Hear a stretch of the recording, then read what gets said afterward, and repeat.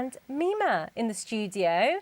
And you all know them, of course you do, because they've got an amazing vlog. I love watching them. But what's so nice is that they're a married couple and you just get an insight into their lives.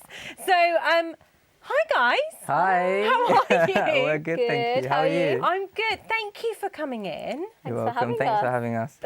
I'm super excited because you guys are literally just doing everything, you know? Bilal? Yes. Wow, your single's out. Yes, at the it came moment. out today. I released it, I published it at 12 noon today, so... And I watched it. Thank you very much. What do you think? I like it.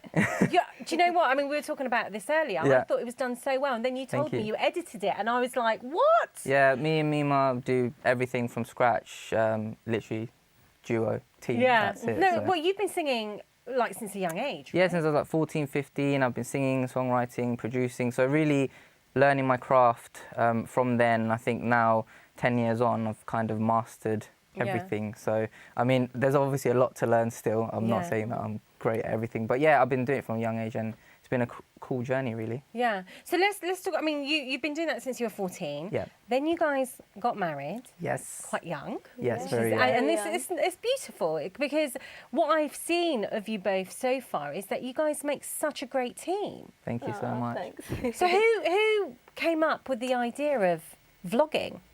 Bilal. Yeah, it was initially your idea. I think because I'd been around, you know, video production, singing, songwriting from a young age, and it was so expensive living in London as a young couple, so we're just like, we should do something at home that's fun and free. And it doesn't involve spending too much money. Fantastic. So, I mean, we still get ready in front of the camera and everything, so it seems like we're going on a night out, but then we just sit on our bed and stick on the camera, just like, hey, my wallet stays on the counter, so it's all good. That sounds like a great idea. Let's show the viewers a little bit of a clip of you guys, of what you guys get up to, because it just looks so much fun. Thank you. Yeah, let's have a look.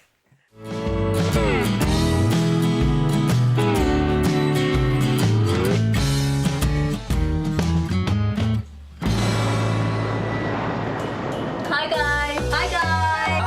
Hi guys. Hi guys.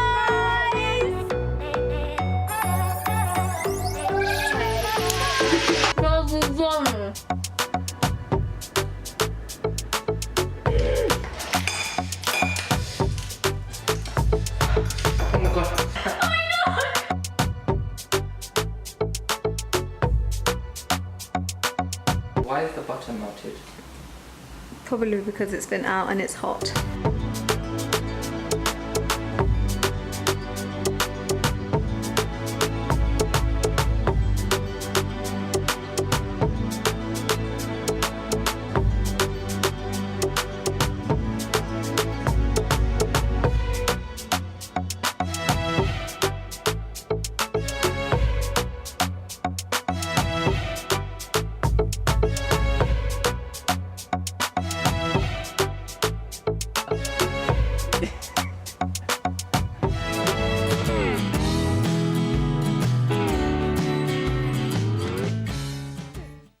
That looks so much fun. So basically, your life is just fun, right? Is that what it is? We show the fun bits. It's not all fun and games.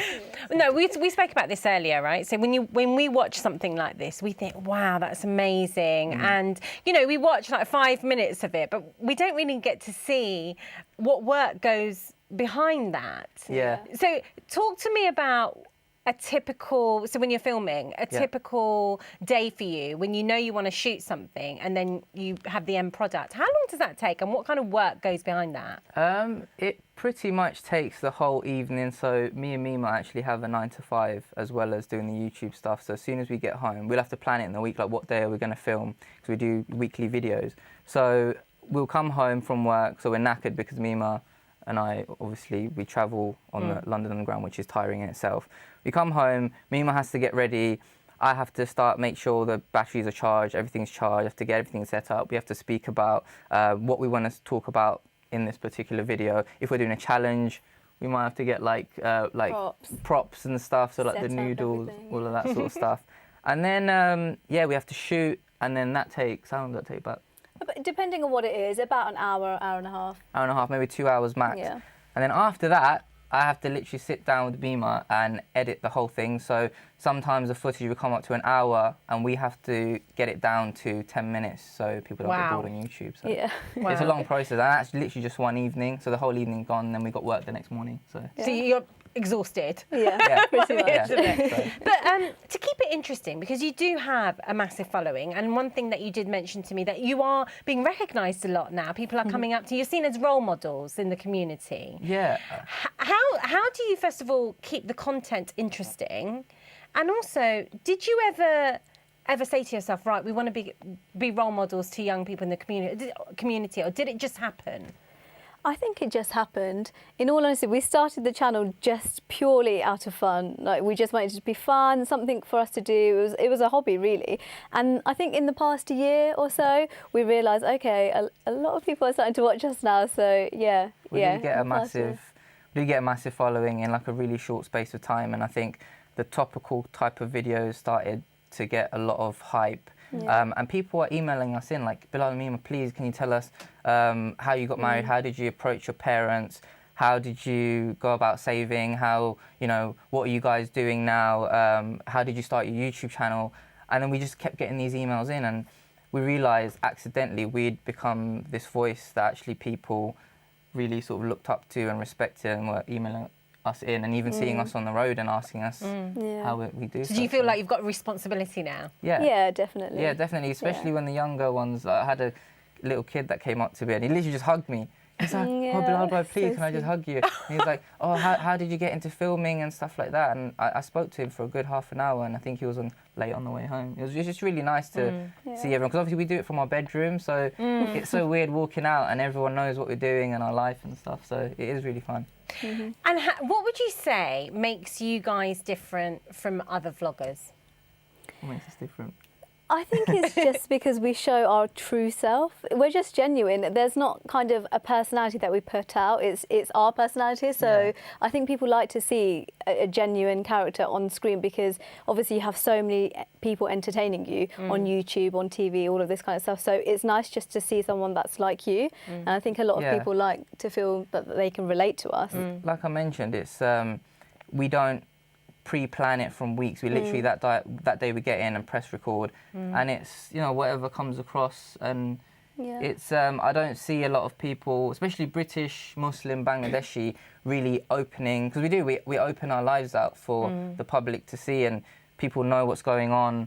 If I fell ill one day, I might meet someone the next week. Oh, are you okay? Are you okay? How are you feeling now? Really? Yeah, and obviously when we go on holidays and stuff like that, we're really opening that out, and I think that's very different coming from a sort of British Bangladeshi background. I think as a sort of community, we don't like to share too much. Yeah. So, I actually, and one thing I do appreciate about you guys, having watched you, is that you do see an authentic you. You don't feel you're watching somebody that's putting something on, and it's made up. It's actually quite raw, even what you say. And one of the things that you guys spoke about was preserving your Bangladeshi identity.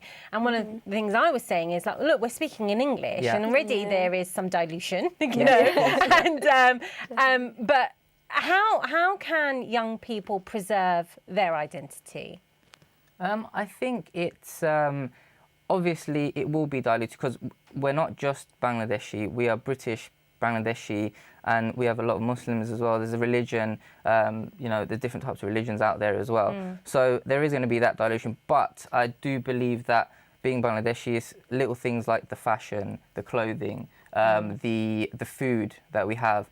Even, I mean, I won't say that we're amazing at speaking Bangla, but our parents do speak to us, and just in a respectful way. My dad would expect me to speak to him in Bangla, and that retains the language, because as we know, our forefathers before us fought hard for the language, and many people died as well. So I think it's really important for young people to know the history as well, because I do believe that if you don't know your history, you can't move forward and have that sort of self-belief that actually my people did so much great things in the past, so I'm capable of doing this. It's in my DNA. So I think that's really important. One of the things that I also love that you guys do is talk about topics that unfortunately, these certain things happen in our community that isn't great. But you do talk about it. So you talk about being discriminated when you're a bit darker skinned, and you talk about it quite openly, actually. Yeah. Do you find it's quite a difficult topic to talk about? Are you addressing something that just needs to be addressed? I think for a long time we wanted to address this, but we wanted to wait for a time where we thought a lot of people would watch it. So yeah, and it's something that we've personally faced as well. Like Bilal has had his own experience of, being a darker Bengali and, having comments said to you. And just, we all grow up in that environment, so everyone can relate to it. And even if you're not dark-skinned yourself, you've had comments or you've seen other people be spoken to in a certain way. So everyone knows about it, and I just don't think it's spoken about enough. Yeah, I definitely think that. So I think it's great that you guys are young, you're talking about serious stuff, but you're also having fun. Yes. You're having all these little challenges, which Mima usually wins. Yeah, all the time for some reason. Which is fantastic. Yeah. And I'm loving your new video as well. Thank you very much. And I was just in shock. I thought you had this massive production behind you. Yeah. And then when I found out that you guys were the brains behind this, it's just incredible. Thank you. I think, technology is great. It's really helped us to sort of create a production like my latest single, Sahara, which came out today. Everyone should check that out. And it's literally just me and Mima and my sister who came and helped Mima with the sari and everything.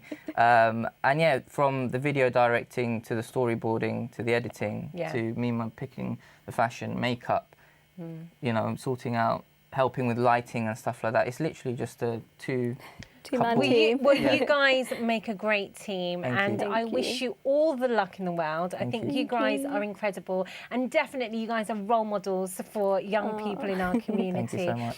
Thank you so much for coming in. Will you come back? Oh, of course. Definitely. 100%. I'd love you guys to come back. It's really I'd cozy love to. here. Yeah. Do you like my living room? Yes, it's lovely. Well, listen, thanks guys for You're coming welcome. in, and I can't wait to see what you guys get up to next. Thank you so much.